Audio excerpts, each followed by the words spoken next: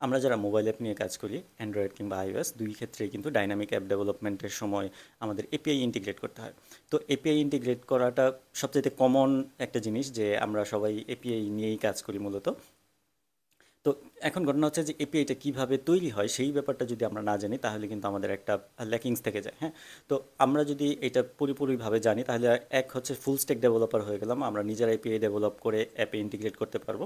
দুই হচ্ছে যে যদি আপনি কোনো জব করেন অথবা ফ্রিল্যান্সিং করেন, সেক্ষেত্রে যদি সার্ভার সাইডে কোনো ডেভেলপার থাকে বা ব্যাকএন্ড ডেভেলপার থাকে, ওনাকে কিন্তু আপনি বলতে পারবেন যে আচ্ছা আমি এরকমভাবে ডাটাটা সেন্ড করবো, সো সার্ভার সাইডে হয়তো বা এভাবে ডাটাটা সেভ করলে ভালো হতে পারে।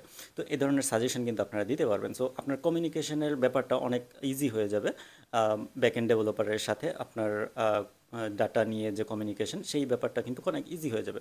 অর্থাৎ আপনি খুব সহজেই বলতে পারবেন যে আমার এরকম একটা রিকোয়ারমেন্ট, এটার জন্য আমি এভাবে ডাটা সেন্ড করব, ঠিক আছে? সেই জন্য হচ্ছে যে আপনি যদি এপিআই ডেভেলপমেন্টটা ঠিকমতো বুঝতে পারেন বা জানেন, আপনার একদম খুব এক্সপেরিয়েন্সড হইতে হবে ব্যাপারটা এরকম না, কিন্তু অ্যাটলিস্ট আপনাকে মিনিমাম এইটুকু জানতে হবে যে কিভাবে ডাটাটা সার্ভারে যাচ্ছে, কিভাবে সার্ভার থেকে ডাটাটা আসছে।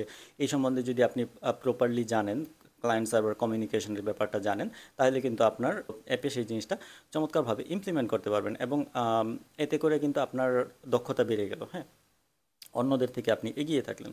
সো আপনি যখন ব্যাকএন্ড ডেভেলপারকে একটা জিনিস বলতে যাবেন, তখন দেখবেন আপনি আরও ভালোভাবে একটা জিনিস গুছিয়ে বলতে পারতেছেন। তো সেই জন্যই হচ্ছে যে আপনার যদি এপিআই ডেভেলপমেন্টটা শিখে ফেলেন, তাহলে হচ্ছে যে এটা আপনাকে অন্যদের চেয়ে এগিয়ে রাখবে। ধন্যবাদ।